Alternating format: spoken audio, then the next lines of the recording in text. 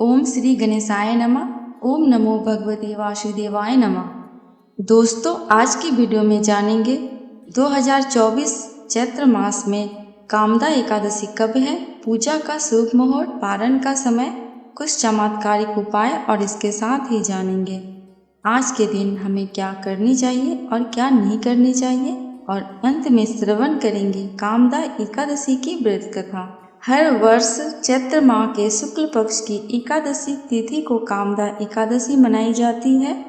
इस साल 19 अप्रैल को कामदा एकादशी है। इस दिन भगवान विष्णु संग माता लक्ष्मी की पूजा अर्चना की जाती है, साथ ही उनके निमित्त एकादशी व्रत रखा जाता है। कामदा एकादशी व्रत करने से साधक को 100 यज्ञोत्तुल्य फल प्राप्त होता है, साथ ही ब्रह्म बद दोष से भी मुक्ति मिलती है। इसके अलावा व्यक्ति द्वारा किए गए सभी पाप नष्ट हो जाते हैं। अतः साधक कामदा एकादशी पर आराध्य भगवान विष्णु की पूजा करते हैं। कामदा एकादशी पूजा शुभ मुहूर्त। चैत्र माह के शुक्ल पक्ष की एकादशी तिथि 18 अप्रैल को शाम 5:31 पर शुरू होगी और अगले दिन यानी 19 अप्रैल को संध्या काल 8:04 पर समाप्त होगी।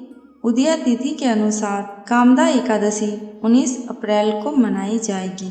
कामदा एकादशी पारण का समय।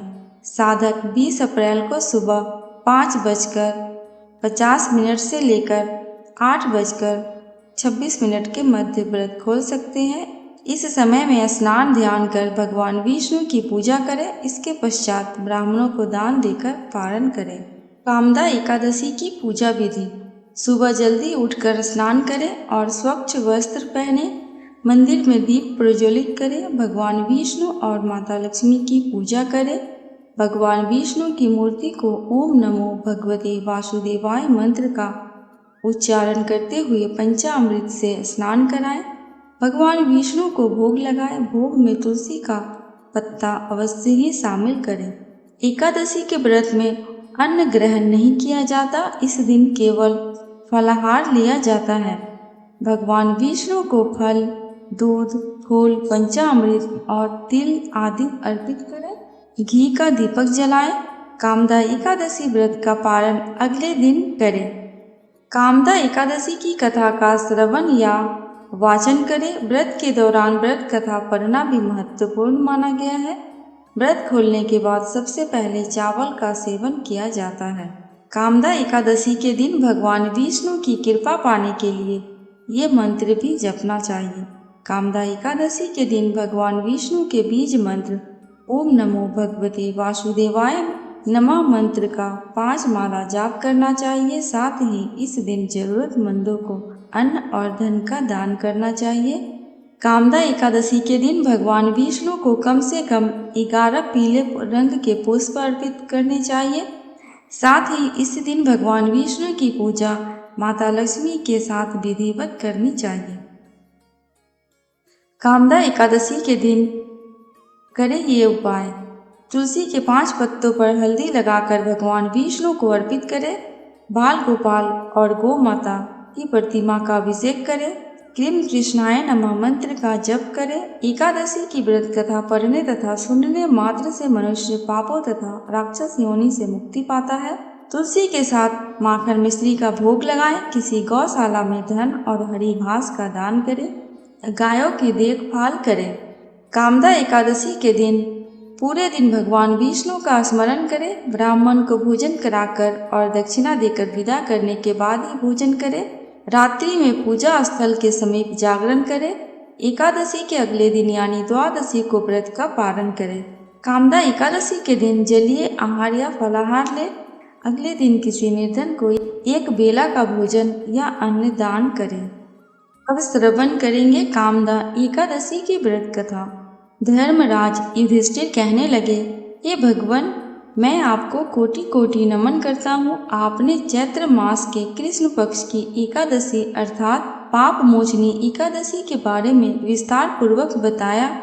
अब आप कृपा करके चैत्र शुक्ल एकादशी का क्या नाम है तथा उसकी विधि एवं महात्म्य क्या है, कृपया करके बताएं। भगवान श्री कृष्ण ने कहा, हे धर्मराज, चैत्र मास के शुक्ल पक्ष की एकादशी को कामदा एकादशी के नाम से जाना जाता है। एक समय की बात है, यही प्रश्न राजा दिलीप ने गुरु वशिष्ठ जी से किया था और जो समाधान उन्होंने बताया वही मैं तुमसे कह रहा हूँ। प्राचीन काल में भोगीपुर नामक एक नगर था। वहाँ पर अनेक ऐश्वर्य से युक्त पुंडरीक नाम का एक राजा राज्य करता था। भोगीपुर नगर में अनेक अप्सरा, किन्नर तथा गंधर्व वास करते थे। उनमें से एक जगह ललिता और ललित नाम के दो स्त्री पुरुष अत्यंत वैभवशाली घर में निवास करते थे। उन दोनों में अत्यंत स्नेह था, यहाँ तक कि अलग अलग हो जाने पर दोनों व्याकुल हो जाते थे। एक समय पुंडरीक की सभा में अन्य गंधर्वों सहित ललित भी गान कर रहा था। गाते गाते उसको अपनी प्रिय ललिता का ध्यान आ गया और उसका स्वर भंग होने के कारण गाने का स्वरूप बिगड़ गया।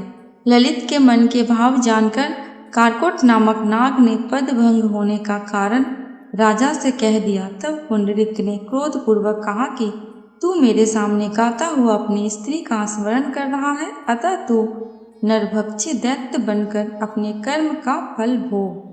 पुंडरीक के श्राप से ललित उसी क्षण महाकाय विशाल राक्षस हो गया। उसका मुख अत्यंत भयंकर, नेत्र सूर्य चंद्रमा की तरह प्रदीप्त तथा मुख से अग्नि निकलने लगी।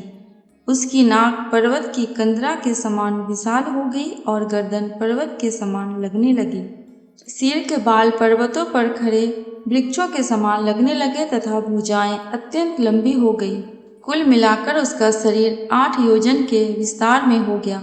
इस प्रकार राक्षस होकर वह अनेक प्रकार के दुख भोगने लगा। जबकि उसकी प्रियतमा ललिता को यह वृत्तांत मालूम हुआ तो उसे अत्यंत खेद हुआ और वह अपने पति के उद्धार का यत्न सोचने लगी। वह राक्षस अनेक प्रकार के घोर दुख सहता हुआ घने वनों में रहने लगा। उसकी स्त्री उसके पीछे पीछे जाती और विलाप करती रहती। एक बार ललिता अपने पति के पीछे घूमती घूमती विंध्याचल पर्वत पर पहुंच गई, जहां पर श्रृंगी ऋषि का आश्रम था। ललिता शीघ्र ही श्रृंगी ऋषि के आश्रम में गई और वहां जाकर विनीत भाव से प्रार्थना करने लगी। उसे देखकर श्रृंगी ऋषि बोले, हे सुभगे, तुम कौन हो और यहाँ किस लिए आई हो? ललिता बोली, हे मुने, मेरा नाम ललिता है। मेरा पति राजा पुंडरीक के श्राप से विशाल काय राक्षस हो गया है। इसका मुझको महान दुख है। उसके उद्धार का कोई उपाय बताएं। श्रृंगी ऋषि बोले, हे गंधर्व कन्या, अब चैत्र शुक्ल एकादशी आने वाली है, जिसका नाम कामदा एकादशी है। इसका व्रत करने से मनुष्य के सब कार्य सिद्ध होते हैं। यदि तुम कामदा एकादशी का व्रत करके उसके पुण्य का फल अपने पति को दे दो तो वह शीघ्र ही राक्षस योनि से मुक्त हो जाएगा और राजा का श्राप भी अवश्य में शांत हो जाएगा। मुनि के ऐसे वचन सुनकर ललिता ने चैत्र शुक्ल एकादशी आने पर उसका व्रत किया और द्वादशी को ब्राह्मणों के सामने अपने व्रत का फल अपने पति को देती हुई भगवान से इस प्रकार प्रार्थना करने लगी, हे प्रभु, मैंने जो यह व्रत किया है इसका फल मेरे पतिदेव को प्राप्त हो जाए, जिससे वह राक्षस योनि से मुक्त हो जाए। एकादशी का फल देते ही उसका पति राक्षस योनि से मुक्त होकर अपने पुराने स्वरूप को प्राप्त हुआ। फिर अनेक सुंदर वस्त्राभूषणों से युक्त होकर ललिता के साथ विहार करने लगा। उसके पश्चात वे दोनों विमान में बैठकर स्वर्ग लोक को चले गए। वशिष्ठ मुनि कहने लगे, हे राजन, इस व्रत को विधि पूर्वक करने से समस्त पाप नाश हो जाते हैं तथा राक्षस आदि की योनि भी छूट जाती है। संसार में इसके बराबर कोई और दूसरा व्रत नहीं है। इसकी कथा पढ़ने अथवा सुनने से वाजपेयी यज्ञ का फल प्राप्त होता है। कथा समाप्त। दोस्तों, कमेंट बॉक्स में भगवान विष्णु, माता लक्ष्मी एवं एकादशी माता की जयकारा लगाना बिल्कुल भी मत भूलना। आपको मेरे चैनल पे व्रत त्योहारों की जानकारियाँ एवं उनसे जुड़ी कथा कहानियाँ मिलती रहेंगी। अगर आपको ये वीडियो थोड़ी सी भी अच्छी लगी हो तो प्लीज़ मेरे चैनल को सब्सक्राइब करके मेरी वीडियो को लाइक एंड शेयर कर देना। अंत तक वीडियो में बने रहने के लिए आपका दिल से बहुत बहुत शुक्रिया।